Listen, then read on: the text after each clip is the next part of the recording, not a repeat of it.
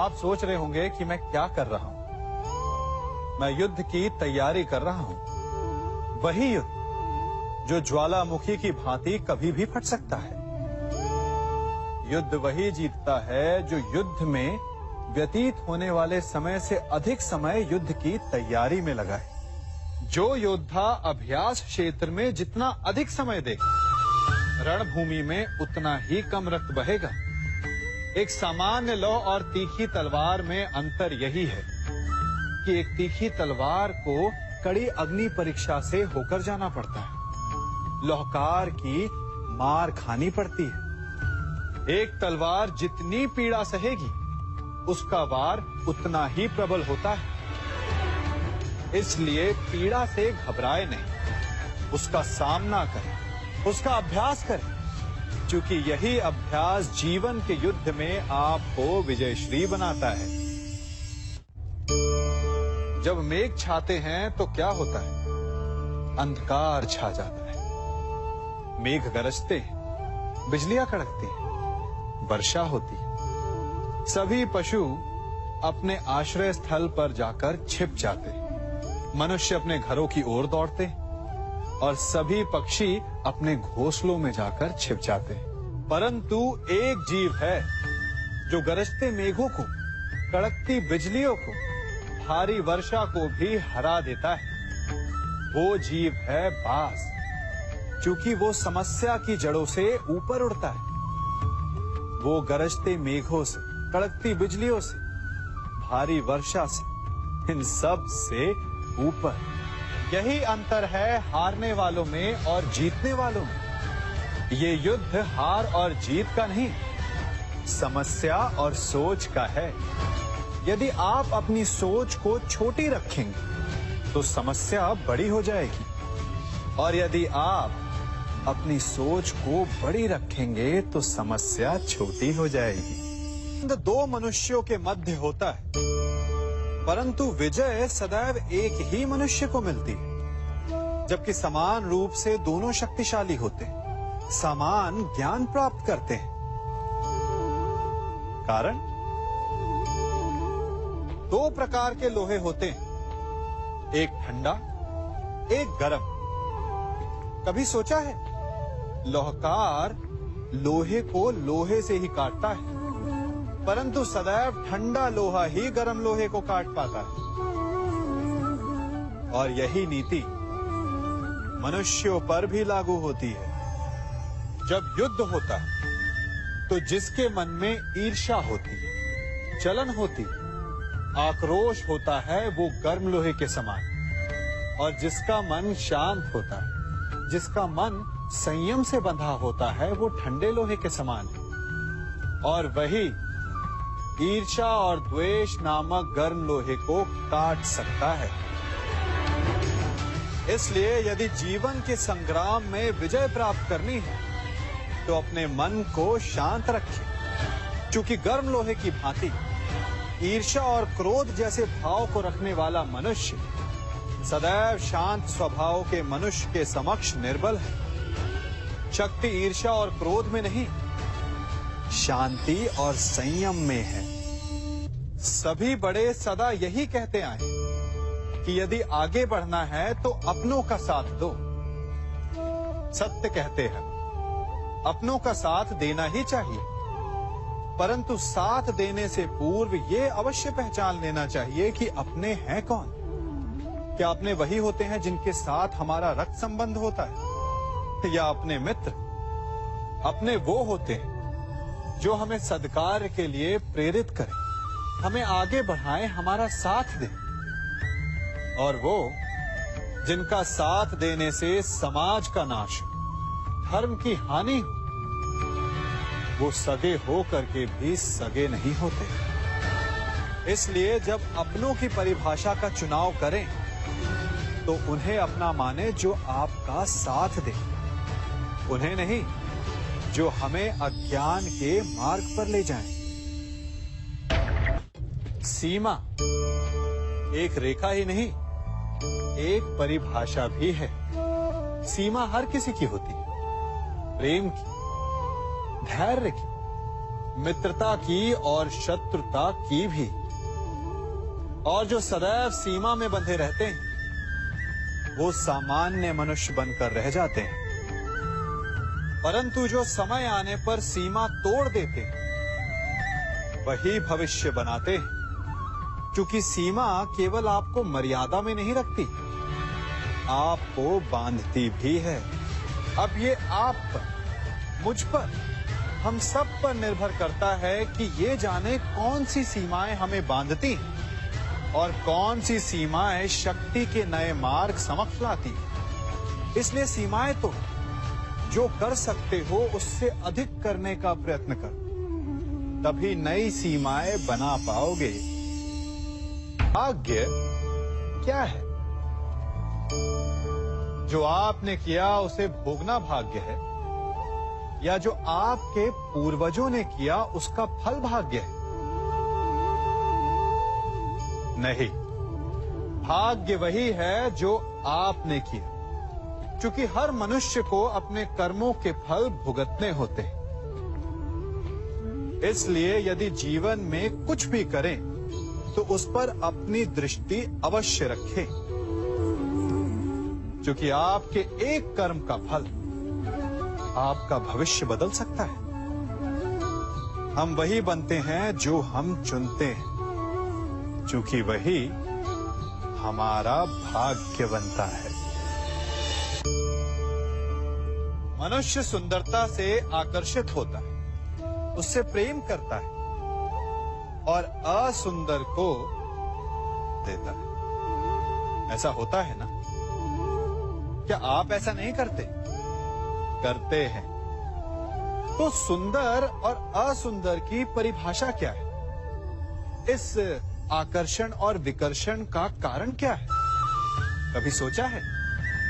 कभी सोचा है कि जिससे आप प्रेम करते हैं, जिसके प्रति आप आकर्षित होते हैं, अचानक से उसके लिए मन में वितृष्णा आ जाती है, और जिसके प्रति घृणा होती उसके लिए एकाएक आपके मन में प्रेम उमड़ आता है। कारण है दृष्टिकोण। क्योंकि सुंदरता आपके मन में होती है, आपके सोच में होती है, आपके दृष्टिकोण में होती है। इसीलिए किसी को कीचड़ में खिला हुआ कमल सुंदर लगता है, और किसी को निर्मल चंद्रमा में भी कलंक का धब्बा दिख जाता है। यदि आपको सुंदरता अनुभव करनी, हर पल आनंद में रहना है, तो अपने दृष्टिकोण को सुंदर बनाएं और अपने आप सब कुछ सुंदर बन जाएगा। हम अपनी सोच और संसार की मान्यता के अनुसार अपने विचार बनाते हैं। जैसे सत्य कहना धर्म है, असत्य कहना पाप, सहनशीलता धर्म है और क्रोध करना अधर्म, उपकार करना, जीवों पर दया करना धर्म है और निष्ठुर होना अधर्म। परंतु क्या यही सत्य है? क्या कभी कभी परिस्थितियां इन आवेशों को उल्टा नहीं कर देती? करती। यदि इस संसार में कुछ धर्म है, कुछ पुण्य है, कुछ महान है, तो परिस्थिति के अनुसार चलना। जटायु स्मरण है आप सबको, वो जिन्होंने रावण पर क्रोध किया था, उस पर आक्रमण किया था। उस समय जटायु का क्रोध पाप नहीं था, धर्म था। इसीलिए अंत में उन्हें भगवान राम की गोद मिली।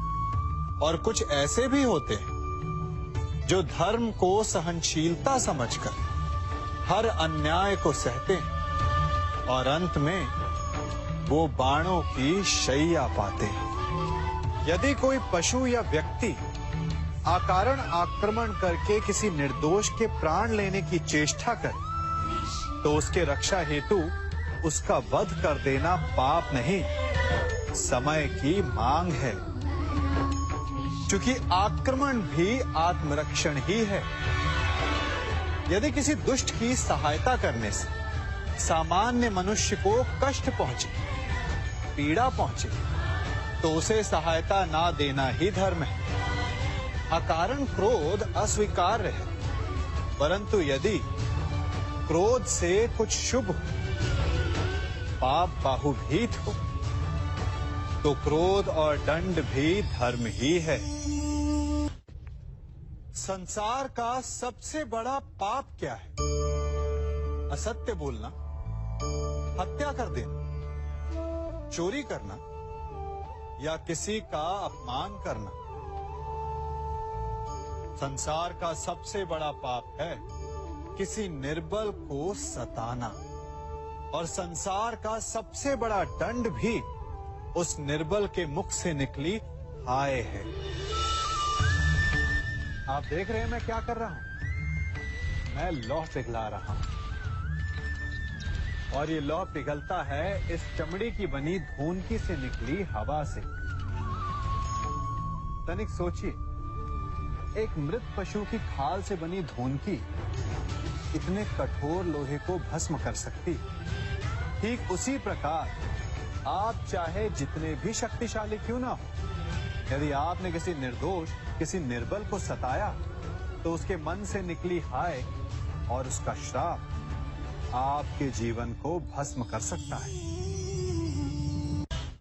स्वर्ण, सज्जन पुरुष और परोपकारी मनुष्यों की गति एक समान होती है।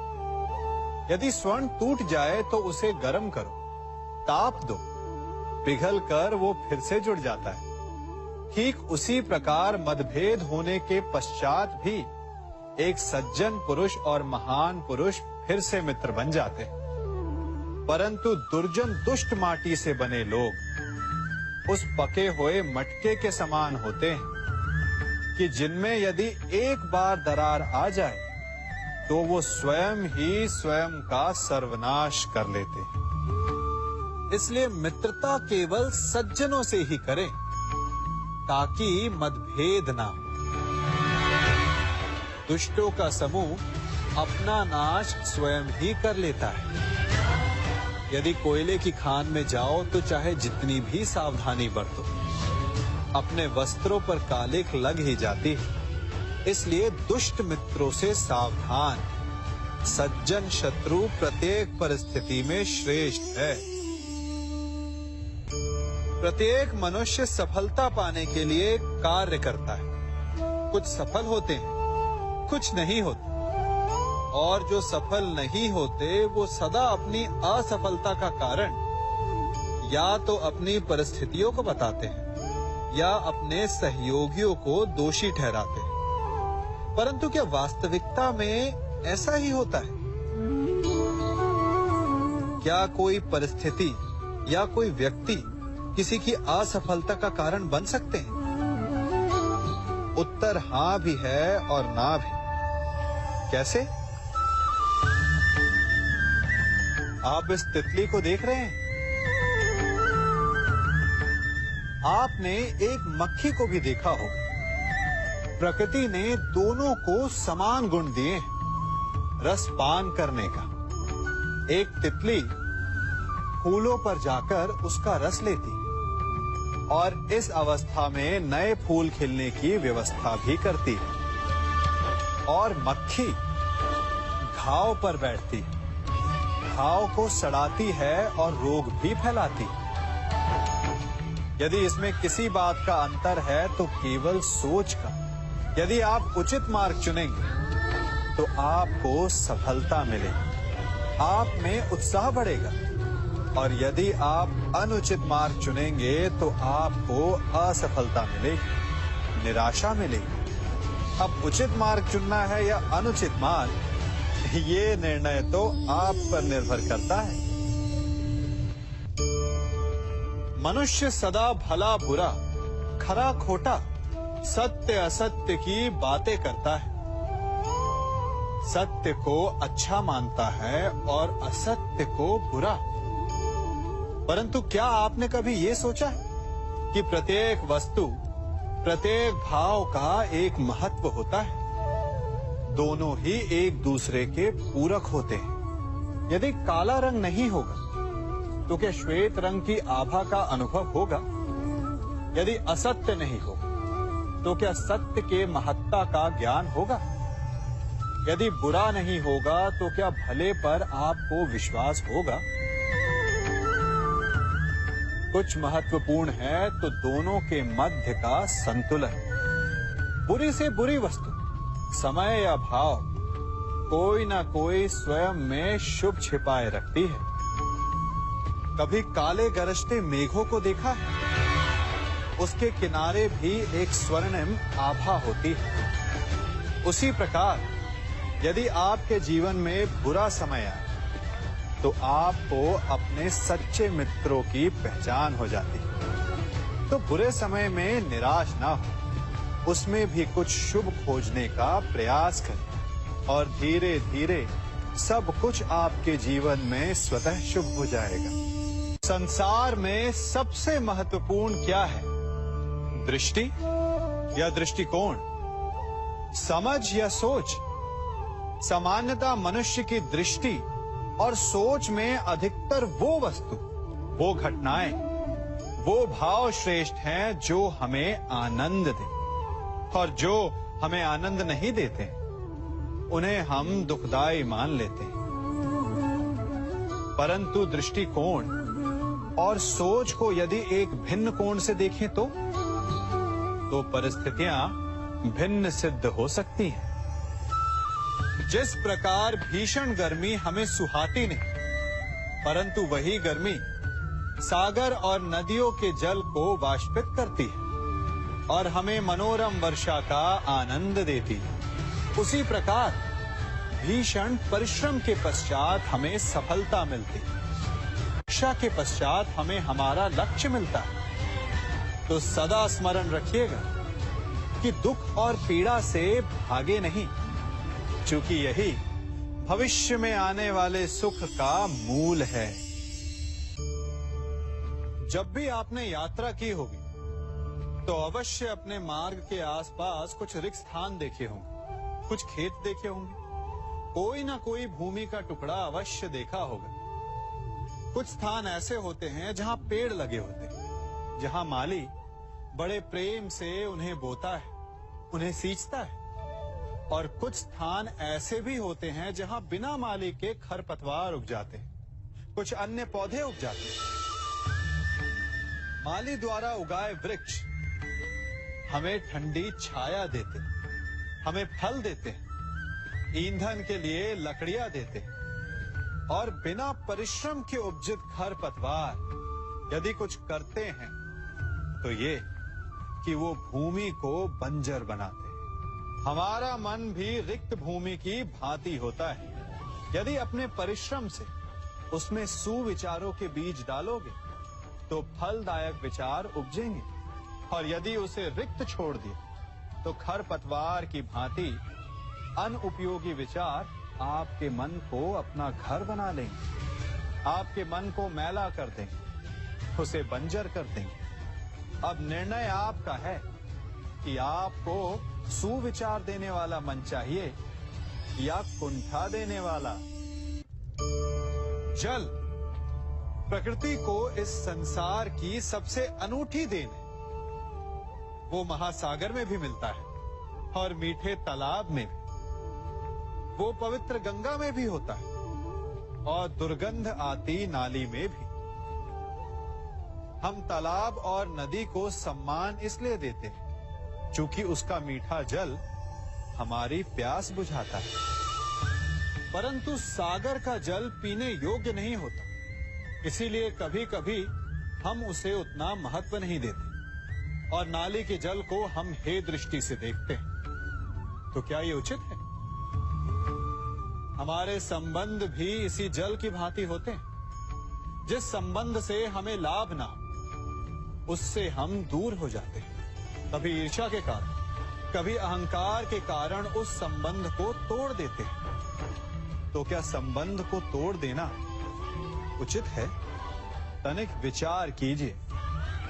माना कि सागर का जल फसल नहीं दे सकता, परंतु मोती तो देता है। माना कि नाली का गंदा जल हमें किसी भी कार्य के लिए उपयुक्त ना लगे, परंतु वो भी कहीं लगी अग्नि को बुझा सकता है। ठीक इसी प्रकार प्रत्येक संबंध कहीं ना कहीं किसी न किसी परिस्थिति में उपयोगी हो सकता है।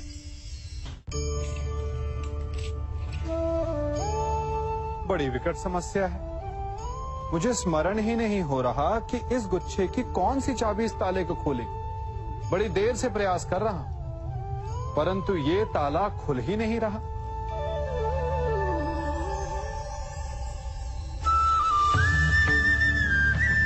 ऐसी परिस्थिति में आप क्या करेंगे?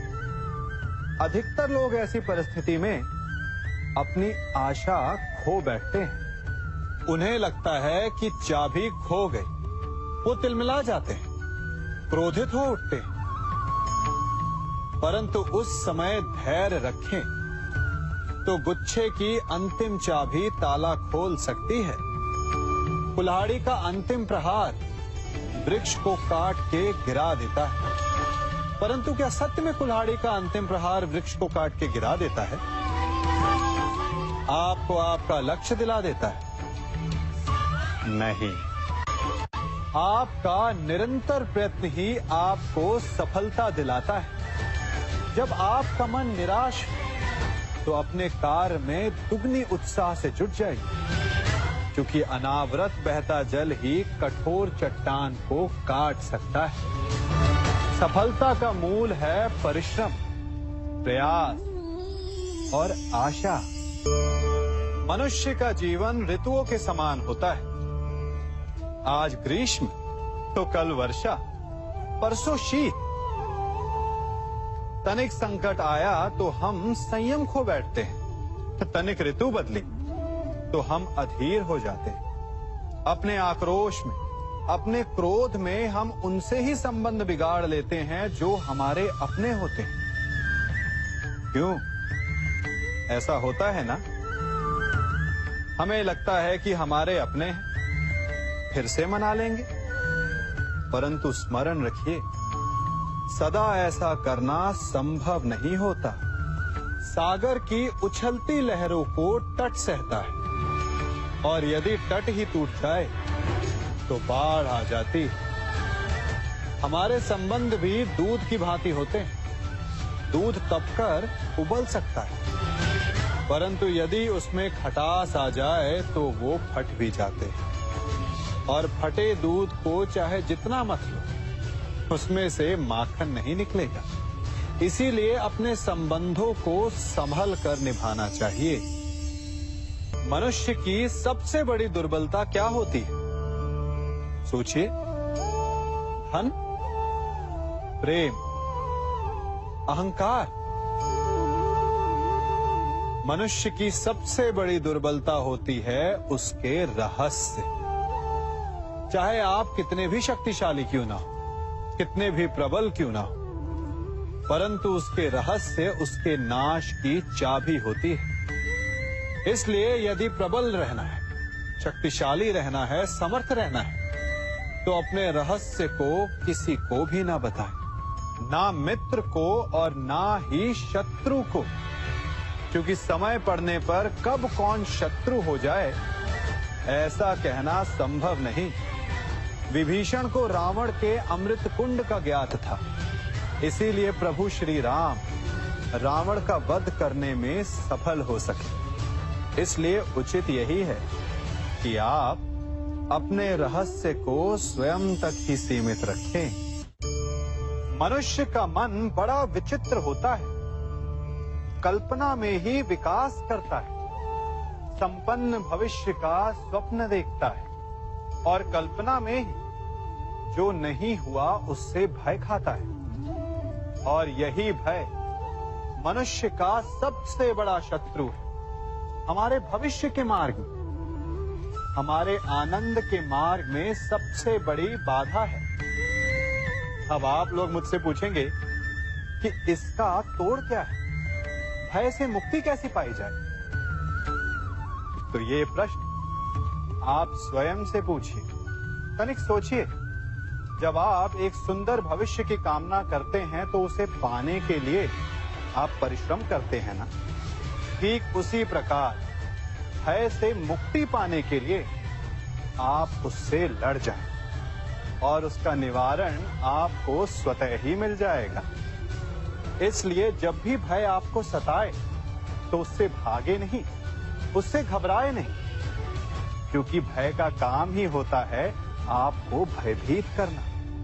इसलिए जब भी भय आप पर आक्रमण करे तो आप भी उस पर पहले ही आक्रमण करें।